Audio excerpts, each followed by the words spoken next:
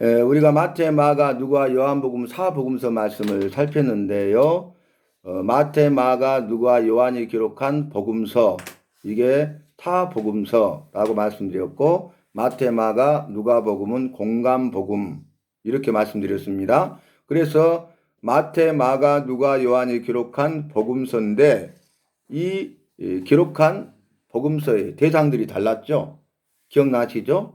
자, 그러면 복음서, 복음이 뭔지를 다시 한번 복기하고 말씀을 정리해 보도록 하겠습니다. 복음은 로마서 1장 2절로 4절에 보니까 곧 우리 주 예수 그리스도시니라.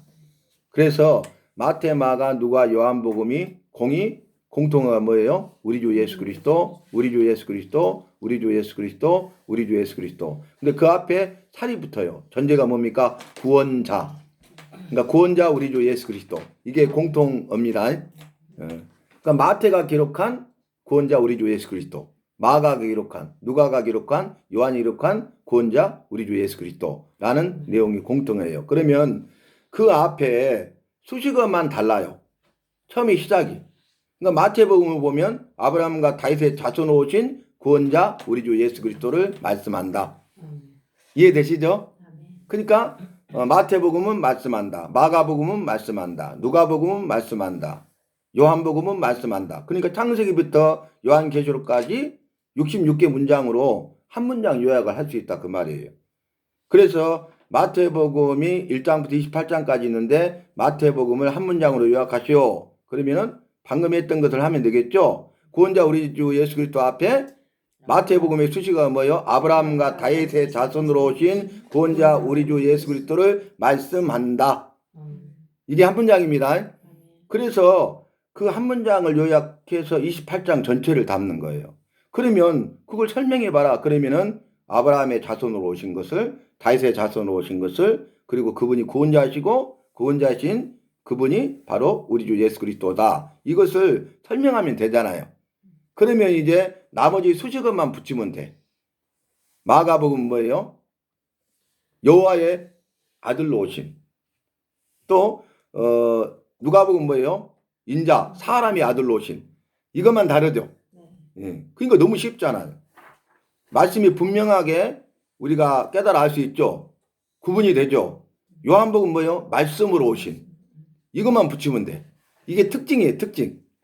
그러니까 말씀으로 오신 구원자 우리 주 예수 그리스도를 말씀한다. 끝이죠. 그렇게 할 수 있어요. 그래서 마태, 마가, 누가, 요한복음을 우리가 한 문장으로 요약하는 것입니다. 그러면서 거기에서 강조하는 핵심 강조점들이 있잖아요. 각 복음서마다. 그것을 우리가 차이를 한 2가지나 3가지 정도 알면은 그 각본을 전체를 설명할 수가 있는 것입니다. 전체를 한눈에 깨뜨려 볼 수 있는 것입니다. 그래서 우리가 지금 하고 있는 말씀을 알아가는 말씀훈련의 1단계가 뭡니까? 쉽고 재밌고 분명하고 한눈에 보이는 말씀 1단계. 쉽고 말씀이 쉬워요. 그리고 재밌어요. 그리고 분명해요. 그리고 한눈에 보입니다. 여러분 그러잖아요. 마태복음을 보면은 아브라함과 다윗의 자손 구원자 우리 주 예수 그리스도를 말씀한다. 그랬죠.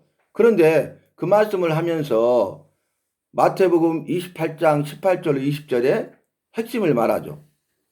예수님께서 부활하시고 또 승천하시잖아요. 승천하시면서 마지막 유언과도 같은 분부 명령을 하죠.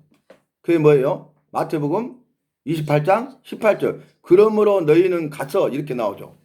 그러니까 또 복귀해 보면 그러므로는 뭐예요? 마태복음 1장 1절부터 마태복음 28장 17절까지의 말씀을 요약하는 거야. 그러니까 이렇게 길게 말한 것은 그러므로 그 다음에 이 말하려고 한 거야. 그죠? 그게 핵심이에요. 그러므로는 그 앞에 있는 전체를 받아요. 그래서 자 이렇게 길게 이야기한 결론이 뭐냐? 핵심이 뭐냐? 가서 제자를 삼으라. 그러면 너희는 가서 모든 족속으로 제자를 삼아 아버지 아들과 성령의 이름으로 세례를 주고 내가 너에게 가르쳐 분부한 것을 지키게 하라. 뭐 이렇게 나오잖아요. 그런데 여기 핵심이 뭐냐면은 가서 제자 삼아라. 쉽죠? 그 말씀을 우리가 이렇게 요약하는 요약의 힘이 있어야 돼요. 말씀을. 그러면 설명할 수 있죠. 아니 아브라함의 자손이 뭐냐? 아브라함은 믿음의 조상이잖아요. 그래서 짧게 설명하면 됩니다. 아브라함은 본래는 아브람이었다. 데라가 아브람이라고 이름을 지었는데 그 아버지의 영광이다.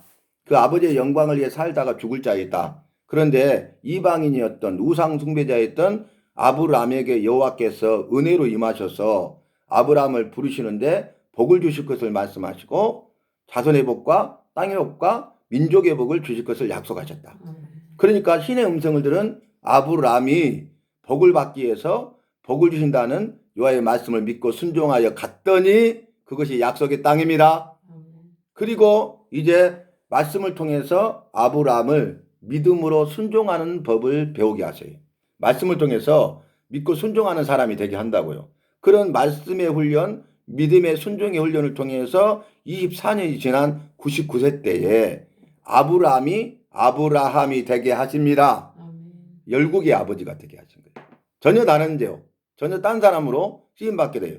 아니 여호와와 함께하지 않고 여호와 상관없는 자의 삶을 살았을 때는 그 아버지의 영광을 위해 살다가 죽을 자예요. 소망 없는 자예요. 그런데 여호와가 함께하시고 여호와와 함께 동행하는 삶을 살게 되었더니 어때 열국의 아버지가 된 거죠.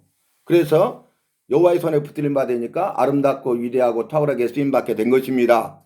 그래서 첫 번째 첫 인류의 조상이 아담이고 새 인류의 조상이 노아인데 아브람은 믿음의 조상이 되었다. 설명되죠? 그 다음에 다윗의 자손으로 오신 그랬어요. 그러면 창세기 3장 15절에 여자의 후손을 통해서 구원하실 것을 말씀으로 약속하셨는데 이 여자의 후손은 다윗의 자손으로 오실 것을 말씀하셨다. 왜 그런지 아십니까? 다윗과 언약 때문입니다. 사무엘하 7장 8절로 16절 말씀 보면은 전제 내용이 뭐였어요? 이제 다윗이 나단 선지자에게 나는 백항목으로 만든 궁궐에 거하고 있는데 여호와께서는 여전히 휘장 가운데 계시도다. 천막 텐트 가운데 계신다는 거. 내가 여호와를 위하여 성전을 짓겠다. 성전 짓겠다는 성전 건축의 소원을 아뢰죠. 나단 선지자가 너무나 좋은 이야기잖아요. 여호와께서 기뻐하실 일이잖아요. 그래서 왕의 좋은 대로 하소서 이렇게 말하니까 그날 밤에 급하게 여호와가 임하셨어요. 급하다는 것은 뭔가 전제되는 게 있죠. 나단 선지자에게 하신 말씀이 뭐냐면은 그는 전쟁을 통해서 피를 많이 흘렸기 때문에 나를 위하여 성전을 건축하지 못할 것이다. 그러나 그 몸에서 나는 아들을 통해서 성전을 건축하게 하리라. 성전 건축의 소원을 거절하시죠. 그런데 거절하셨지만은 그 성전 건축의 소원을 아랜 다윗을 기뻐하셨어요. 그래서 사무엘하 7장 8절로 16절에 다윗에게 말씀으로 약속하셔요.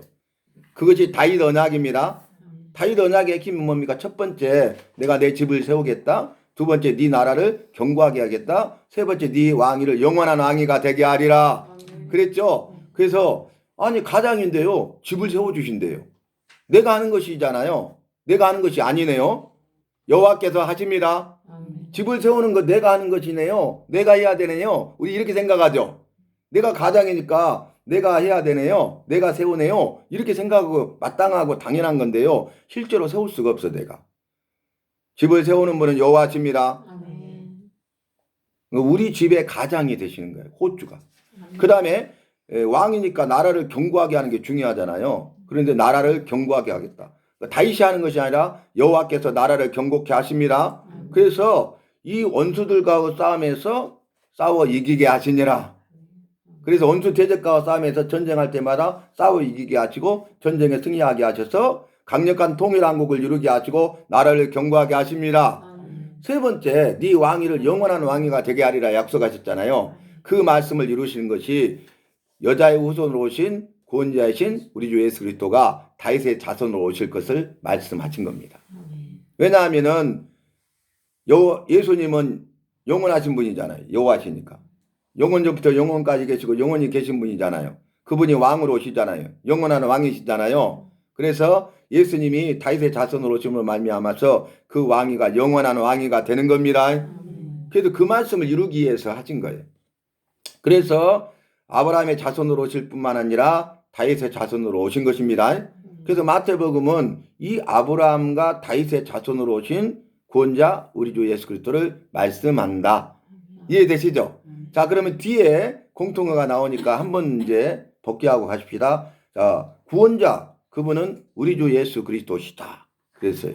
구원이라는 건 뭐냐면은 죄로부터 건지시고 죽음에서 살리셨다. 그게 구원이에요. 여러분 이 정의도 여러분 분명히 아셔야 돼요. 내가 쉽게 이해하잖아요. 쉽게 가르칠 수 있고 쉽게 전할 수 있습니다. 그분들이 쉽게 이해를 한다고요.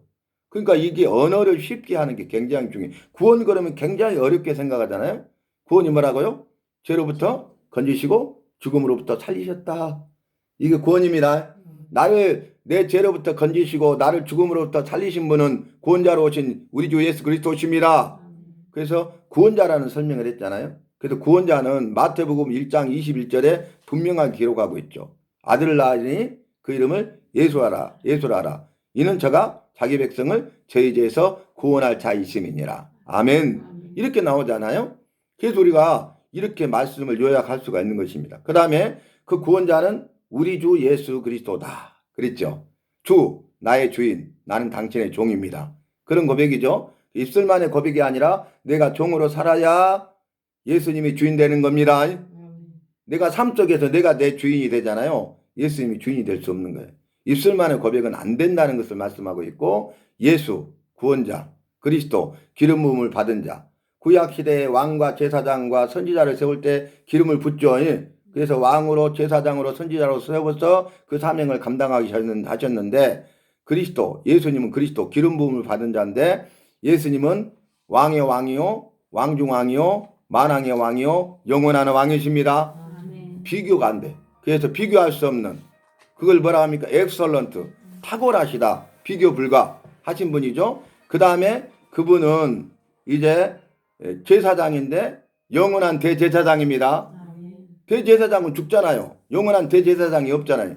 근데 영원하신 분이기 때문에 예수님은 대제사장으로 오셨는데 영원한 대제사장이 되십니다. 그 다음에 선지자는 여호와께로부터 말씀을 받아서 가감 없이 그대로 백성들에게 전하는 사람이 선지자인데 예수님의 말씀이 여호와의 말씀입니다. 말씀 자체이십니다. 그래서 요한복음에서는 말씀으로 오신 구원자 우리 주 예수 그리스도를 말씀한다고 증거하고 있지요. 그런 내용이에요. 그래서 우리 주 예수 그리스도를 말씀한다 그랬는데 여기서 적용점은 뭐예요? 우리 주 예수 그리스도의 신앙 고백이 더 나아가서 나의 주 예수 그리스도가 되어야 합니다.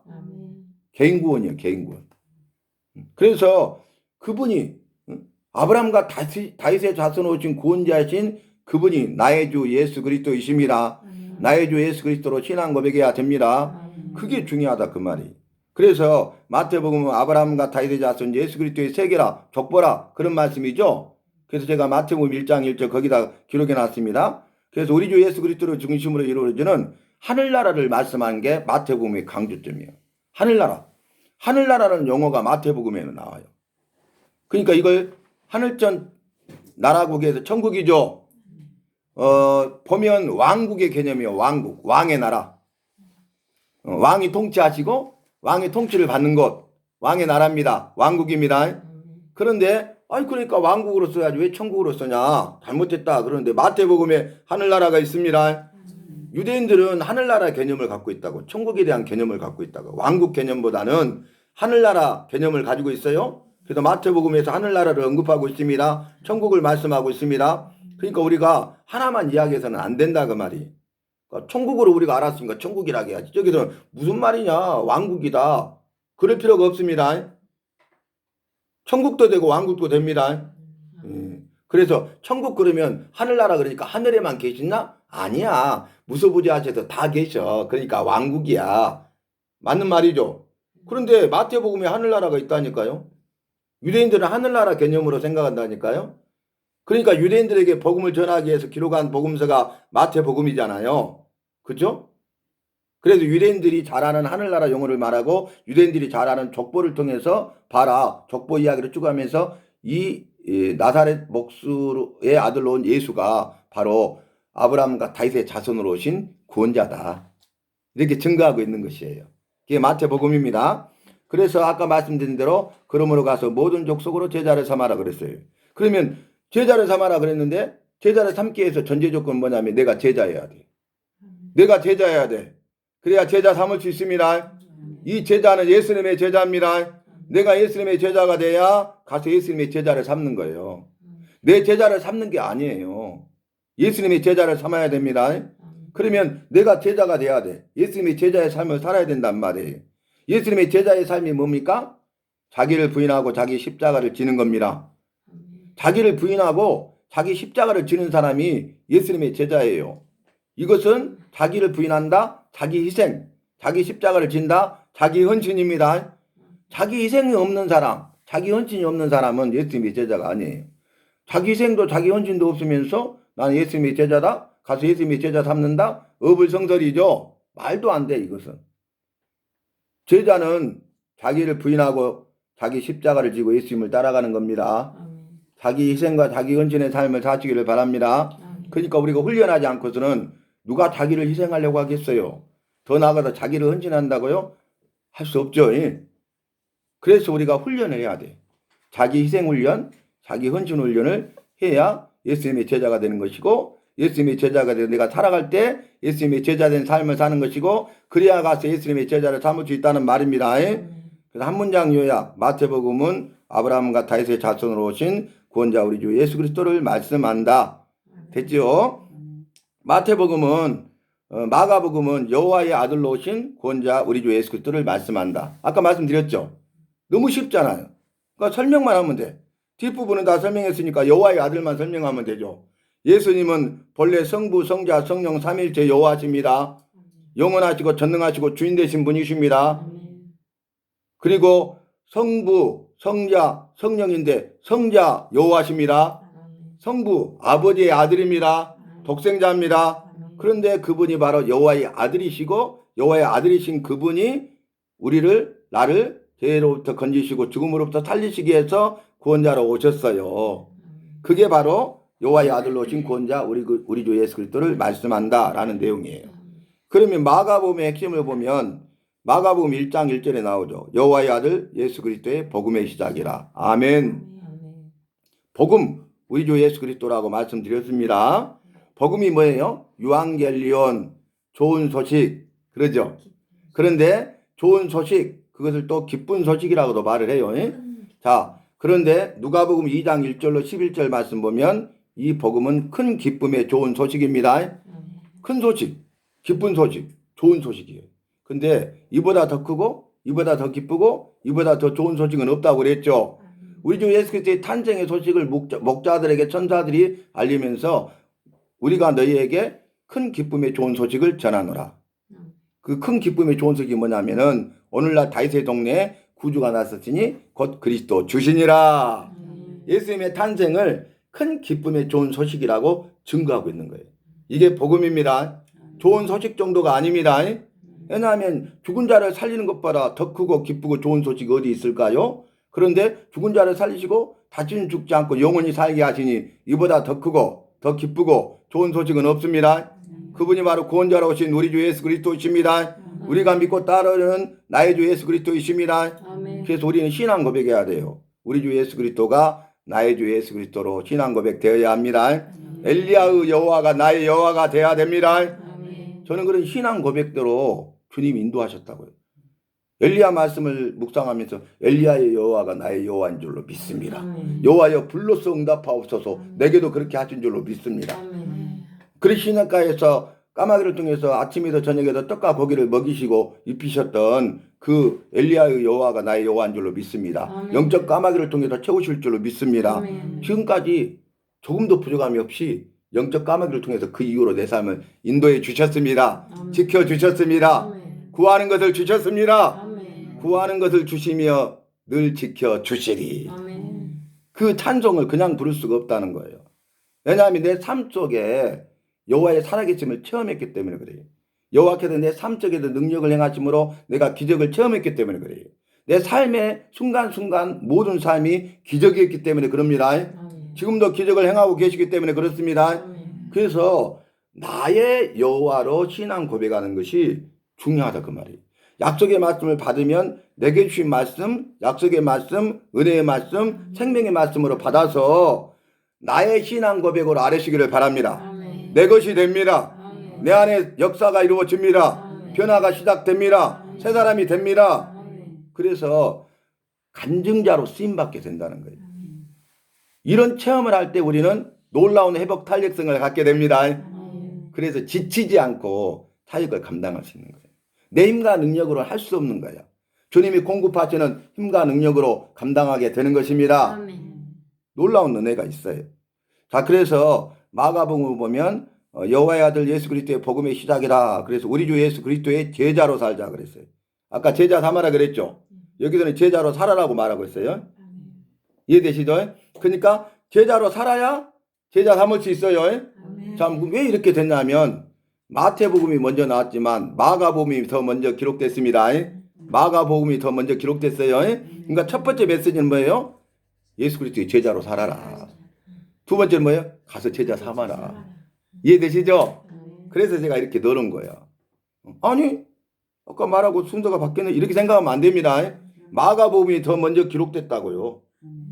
그러니까 먼저 주시는 메시지가 뭐예요? 여호와께서 주시고자 하는 메시지가 뭐예요? 예수 그리스도의 제자로 살아라. 살고 있어? 그래, 가서 예수 그리스도의 제자 삼아라. 이해되시죠? 내가 예수 그리스도의 제자로 살지 않고서는요, 예수 그리스도의 제자를 삼을 수가 없다니까요. 이건 말도 안 되는 소리라니까요. 불가능한 일이라니까요. 그러니까 먼저 내가 예수 그리스도의 제자가 되고 자기 희생과 은총의 삶을 살고 나아가서 예수 그리스도의 제자 삼아 그 사람도 나처럼 희생과 은총의 삶을 살도록 해야 되는 것입니다. 이제 적용이 되죠. 해석이 되죠. 그래서 한 문장 요약하면 마가복음은 여호와의 아들로 오신 구원자 우리 주 예수 그리스도를 말씀한다. 누가복음은 이제 한 문장 하면 인자라고 그랬죠. 아까 여호와의 아들이잖아요. 인자는 사람의 아들이죠. 나사렛 목수의 아들로 오셨잖아요. 요셉. 그래서 사람의 아들로 세상에 오신 구원자 우리 주 예수 그리스도를 말씀한다. 아멘. 그래서 인자라는 단어가 이게 핵심 좀 다른 점입니다. 여기서 인자가 나옵니다. 그래서 누가복음은 인자, 사람의 아들, 그 다음에 부활, 재림을 강조하고 있어요. 사람의 아들로 오셨어. 근데 그분이 사람은 죽으면 다시 살 수 없잖아요. 부활하셔. 그러니까 사람의 아들로 오신 그분이 여호와의 아들입니다. 신이십니다. 참 인간이시고 무한하신 여호와십니다. 그것이 부활이에요. 부활. 사람은 부활할 수가 없다고요. 예수님의 부활은 없어. 그리고 그분이 신이시기 때문에 재림하십니다. 다시 오십니다. 그래서 우리 신앙 고백이 뭐예요? 주여 마라나타, 아멘, 주 예수여, 어서 오시옵소서. 이것이 우리 날마다의 신앙 고백이 돼야 된다, 그 말이. 그래서 인자로 오신 예수 그리스도를 전하는 부활과 재림의 증인이 됩시다. 이게 적용점이에요. 이제 4월 20일이 부활주일이잖아요. 우리는 어떻게 해야 돼? 인자로 오신 구원자 우리 주 예수 그리스도의 부활과 재림의 증인이 됩시다. 부활의 증인입니다. 재림의 증인입니다. 부활 신앙을 가져야 됩니다. 재림 신앙으로 무장해야 됩니다. 이것이 종말을 살아가는 그리스도인으로서 우리가 내가 해야 될 일이에요. 삶 속에서 부활의 증인이 되십시오. 삶 속에서 재림의 증인이 되십시오. 그 다음에 요한복음은 한 문장 요약하면 말씀으로 세상에 오신 구원자 우리 주 예수 그리스도를 말씀한다. 말씀을 강조하고 있죠. 태초에 말씀이 계시니라 이 말씀이 하나님과 함께 계셨으니 곧 하나님이시다. 그랬죠. 그분이 바로 예수님이십니다. 구원자로 오신 우리 주 예수 그리스도십니다. 그래서 태초의 말씀이신 여호와가 세상에 오신 우리 주 예수 그리스도이시다. 이렇게 강조하고 있고요. 한 문장 요약하면 요한복음은 말씀으로 세상에 오신 구원자 우리 주 예수 그리스도를 말씀한다. 그런 내용이 되겠습니다. 자, 여러분 보세요. 우리가 마태, 마가, 누가, 요한복음을 다 살폈잖아요. 그리고 오늘 핵심을 나눴어요. 이렇게 한 문장 요약을 할 거라고요. 쉽죠? 그러면 여기서도 더 줄어들겠죠. 한 문장 요약만 보면 얼마 안 되잖아요.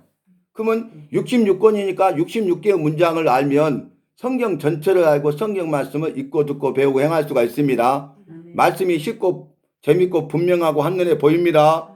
이걸 알고 성경을 읽는 것과 그렇지 않는 것은 천지 차이란 말이에요. 여러분 이제 실감하시죠? 그래서 제가 이 시간에 말씀드리는 것은 꼭 여러분 첫 시간을 주님과 함께 첫 시간을 주님께 드리시기 바랍니다. 삶의 우선순위를 정해서 여호와를 기뻐하시는 하루의 삶을 시작하시기를 바랍니다. 하루에 한 장씩 정해서 하카다 쉐마 내 입으로 읊조리고 그 말을 들어서 그 말씀대로 행하는 자들이 되어서 말씀을 통해서 역사하시고 말씀을 통해서 깨닫게 하시고 말씀을 통해서 일하시는 그 주님을 만나는 그래서 주님이 주시는 은혜 아버지와 생명을 마음껏 바라 누리는 은혜 아버지 주인공 간증자가 되시기를 예수 이름으로 마음껏 축복합니다.